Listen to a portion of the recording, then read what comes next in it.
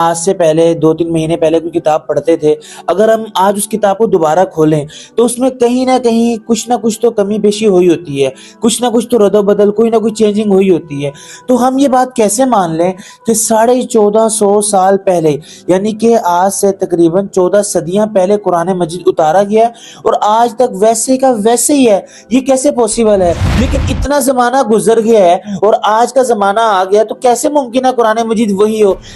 اگر ایسا ہوتا بیچ میں 3-4 صدیاں گزرنے کے بعد ایک ایسا زمانہ آتا، 2-3 سال ایسے آتے کہ جس میں پوری دنیا میں کوئی قرآن مجید کو یاد کرنے والا نہ ہوتا، پھر 3-4 سال کی گیپ کے بعد قرآن مجید کو دوبارہ سٹارٹ اپ یعنی کہ یاد کیا جاتا، لکھا جاتا ہے، پھر بھی آپ کے ذہن میں بات آ سکتی تھی، پھر یہ بات تھوڑی سی مضبوط بھی ہوتی۔ لیکن 3-4 سال کیا 3-4 دن بھی اس دنیا میں ایسے نہیں آئے کہ جس میں قرآن مجید کو یاد کرنے والے نہ ہوں۔ کوئی بندہ سوال کرے کہ بھائی یہ بات 1450 سال سے آج تک ہمارے ذہن میں نہیں آ رہی، جس طرح ایتھیسٹ کہتے ہیں ہمیں سمجھ نہیں آ رہا، تو میرے بھائی آپ کی سمجھ اتنی سی ہے، چھوٹی سی ہے، آپ کی سمجھ میں نہیں آ رہا۔ اب آپ کے سمجھ میں آنا یا نہ آنا یہ اس بات کی دلیل نہیں ہے کہ اگلا کام ہو نہیں سکتا۔ اب ہماری سمجھ میں یہ نہیں آتا کہ بھئی اتنے جراثیم ہیں اور اتنی چیزیں جو ہے نا، اتنی فورسز ہیں اور اتنی ایکٹیویٹی ہمارے زمانے میں ہو رہی ہے، تو پھر ہم اس کو مانتے ہیں، اگرچہ ہماری سمجھ میں نہیں آتی، نقل ہو رہا ہے نا پیچھے سے، لوگ بڑی بڑی باتیں کرتے پیچھے سے ہی آ رہے ہیں تو ہم مانتے ہیں۔ تو پھر اللہ کا قرآن جو کہ اللہ کے نبی سے پھر صحابہ کرام سے نقل ہوتا ہوتا ہم تک پہنچ گیا، تو ہم کیوں نہ مانیں؟ السلام علیکم ورحمۃ اللہ وبرکاتہ، امید ہے کہ آپ سب خیر و عافیت سے ہوں گے۔ ایک دو پھر آپ کا دوست، آپ کا بھائی محمد موسیٰ آپ کے سامنے حاضر ہے اور ایک بہت ضروری اور امپورٹنٹ ٹاپک لے کر حاضر ہوا ہے۔ اور آج کی ہمارا ٹاپک ایسا ہے کہ جس کی وجہ سے اکثر ہمارے لوگ پریشان ہوتے ہیں کہ یار یہ کیسے پوسیبل ہے۔ ٹاپک اور سوال یہ ہے کہ بھائی آج کل ایک بندہ کہتا ہے کہ بھائی ہم آج سے پہلے 2-3 مہینے پہلے کوئی کتاب پڑھتے تھے، اگر ہم آج اس کتاب کو دوبارہ کھولیں تو اس میں کہیں نہ کہیں کچھ نہ کچھ تو کمی بیشی ہوئی ہوتی ہے، کچھ نہ کچھ تو رد و بدل، کوئی نہ کوئی چینجنگ ہوئی ہوتی ہے۔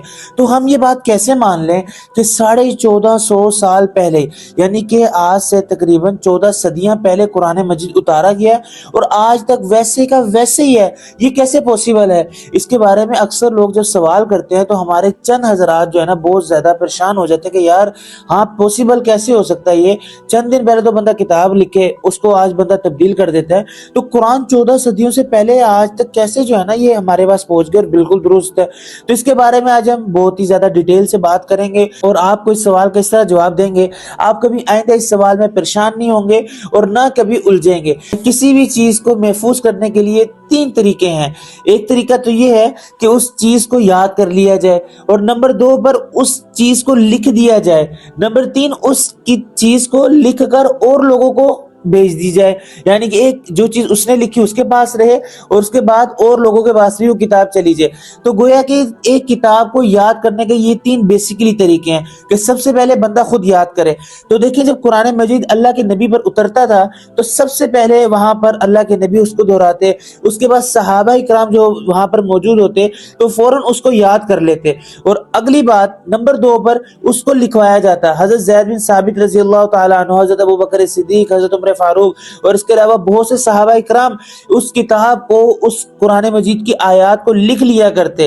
تو گویا کہ 2 طریقے تو ہو گئے کہ سب سے پہلے عرب اس کو یاد کرتے، اور ایک اور بات میں آپ کو بتا دوں کہ عرب کا جو میموری پاور تھا وہ بہت زیادہ سٹرونگ تھا۔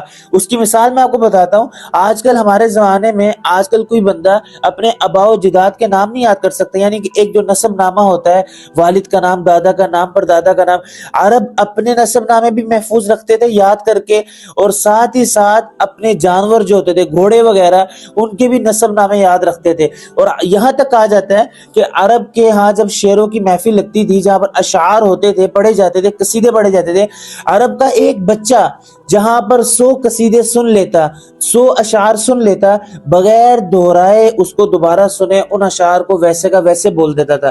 تو عرب کی جو میموری پاور تھی وہ انتہائی درجے کی سٹرونگ تھی۔ تو سب سے پہلے اللہ کے نبی صحابہ کرام کے بارے میں آتا ہے کہ ان کو دہرا لیا کرتے، اس کو محفوظ کر لیا کرتے اپنے حافظے میں۔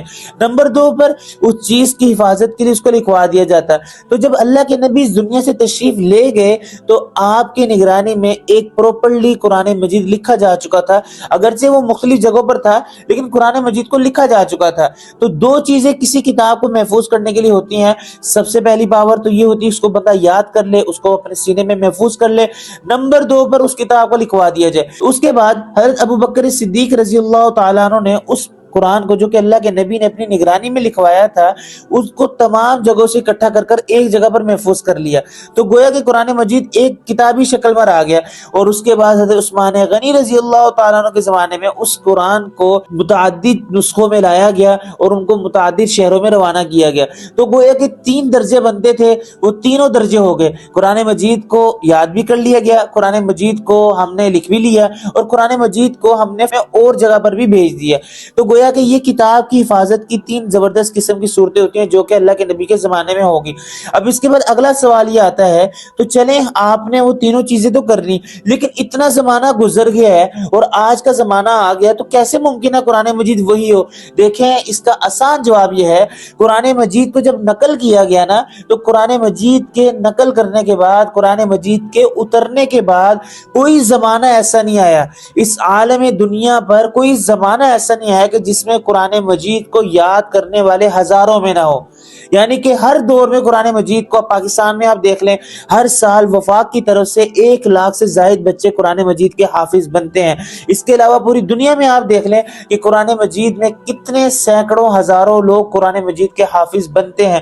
اگر کہیں بھی کسی بھی جگہ پر کوئی بندہ زبر زیر پیش کی غلطی کر دے، چھوٹا سا بچہ اٹھ کے کہتا ہے آپ غلطی کر رہے ہیں، تو اللہ کے نبی کے زمانے سے لے کر آج تک کوئی زمانہ ایسا نہیں ہے کہ جہاں پر اس قرآن مجید میں غلطی کا شبہ پایا جائے اور کوئی بندہ اس کو یاد کرنے والا نہ ہو. ہاں اگر ایسا ہوتا، بیچ میں 3-4 صدیاں گزرنے کے بعد ایک ایسا زمانہ آتا ہے، 2-3 سال ایسے آتے ہیں کہ جس میں پوری دنیا میں کوئی قرآن مجید کو یاد کرنے والا نہ ہوتا، پھر 3-4 سال کی گیپ کے بعد قرآن مجید کو دوبارہ سٹارٹ اپ یعنی کہ یاد کیا جاتا ہے، لکھا جاتا ہے، پھر بھی آپ کے ذہن میں بات آ سکتی تھی، پھر یہ بات تھوڑی سی مضبوط بھی ہوتی. لیکن 3-4 سال کیا 3-4 دن بھی اس دنیا میں ایسے نہیں آئے کہ جس میں قرآن مجید کو یاد کرنے والے نہ ہوں. تو گویا کہ ہمارے ایتھیسٹ لوگ جو یہ سوال کرتے ہیں کیسے محفوظ ہے، تو قرآن مجید اس طرح محفوظ ہے کہ ہر زمانے سے، ہر جگہ سے نقل ہوتا ہوتا آج تک ہمارے پاس پہنچا. اس کی ایک چھوٹی سی مثال بھی پیش کی جاتی ہے کہ حجاج بن یوسف کے زمانے میں ایک دور ایسا ہے کہ یہودیوں نے آ کے کہا کہ آپ قرآن مجید میں با کی جگہ پر تا لکھ لیں، وہاں پر فَإِنْ أَبَوْا آیا فَإِنْ أَتَوْا کر لیں، تاکہ جو ہے نا شرمندگی سے بچ جائیں گے. تو اس کے بعد حجاج بن یوسف نے کہا یہ غلطی میں بھی نہیں کر سکتا، اگرچہ میں کتنا بڑا ظالم ہوں، مجرم ہوں، لیکن یہ میرے سے نہیں ہو سکتا. تو گویا کہ قرآن مجید آج تک بھی یعنی ویسے منتقل ہوتا ہوتا آج تک ہمارے پاس آ گیا. اب گویا کہ کوئی بندہ سوال کرے کہ بھائی یہ بات 1450 سال سے آج تک ہماری ذہن میں نہیں آ رہی، جس طرح ایتھیسٹ کہتے ہیں ہمیں سمجھ نہیں آ رہا، تو میرے بھائی آپ کی سمجھ اتنی سی ہے، چھوٹی سی ہے، آپ کی سمجھ میں نہیں آ رہا. اب آپ کے سمجھ میں آنا یا نہ آنا یہ اس بات کی دلیل نہیں ہے کہ اگلا کام ہو نہیں سکتا. اب ہماری سمجھ میں یہ نہیں آتا کہ بھئی اتنے جراثیم ہیں اور اتنی چیزیں جو ہے نا، اتنی فورسز ہیں اور اتنی ایکٹیویٹی ہمارے زمانے میں ہو رہی ہے، تو پھر ہم اس کو مانتے ہیں، اگرچہ ہماری سمجھ میں نہیں آتی، نقل ہو رہا ہے نا پیچھے سے، لوگ بڑی بڑی باتیں کرتے پیچھے سے ہی آ رہے ہیں تو ہم مانتے ہیں. تو پھر اللہ کا قرآن جو کہ اللہ کے نبی سے پھر صحابہ کرام سے نقل ہوتا ہوتا ہم تک پہنچ گیا، تو ہم کیوں نہ مانیں؟ ہم اور اتنی چیزوں کو مانتے ہیں جو کہ پتہ نہیں ہے بھی یا نہیں ہے. تو اللہ کی کتاب اور اللہ کے نبی پر جو اتاری گئی کتاب وہ ہم تک نقل ہوتی ہوئی ہم کیوں نہ مانیں؟ اور اس کے بعد آخری سب سے بہترین جواب، انا نحن نزلنا الذکر وانا لہ لحافظون، بیکاز آرڈر از آرڈر. اللہ نے کہہ دیا میں نے اس کی حفاظت کرنی ہے، تو اللہ نے حفاظت کا ذمہ لیا، اور آرڈر ہوتا ہے، ہم چاہے آپ کی سمجھ میں آئے چاہے آپ کی سمجھ میں نہ آئے آپ کو ماننا پڑے گا. تو گویا کہ قرآن مجید وہاں سے چلتا آج جو ہے نا ہمارے تک پہنچ گیا، اللہ نے اس کی حفاظت کا ذمہ لیا. اور جو بندہ اس قرآن مجید کو یاد کرے گا، حفظ کرے گا، وہ بھی اللہ تعالیٰ کے اس وعدے میں داخل ہوگا، کیونکہ اللہ رب العزت نے ایک وعدہ کیا کہ میں اس کی حفاظت کروں گا. حفظ کرنا بھی ایک حفاظت ہے، تو حفظ کر کے ہم اللہ رب العزت کے وعدے کو پورا کرنے کا عہد بھی کرتے ہیں. تو لہٰذا آپ کے بات سمجھ آ گئی ہوگی کہ قرآن مجید بعینی وہی ہے. اگر کوئی بندہ سوال کرے تو آپ اس کو روک دیں، بھائی ہمیں یہ سوال کا جواب مل گیا، آئندہ ہم آپ کے سوال میں بھٹکیں گے نہیں. امید کرتا ہوں آپ کو یہ سوال سمجھ آیا ہوگا اور اس کا جواب آپ کو میں نے بہت آسان طریقے سے آپ کے سامنے پیش کیا، اور وہ بھی آپ کو سمجھ آیا ہوگا. ملتے ہیں نیکسٹ ویڈیو میں. اگلی ویڈیو تک کے لیے اجازت دیجیے گا اور دعا میں یاد رکھیے گا. اللہ حافظ.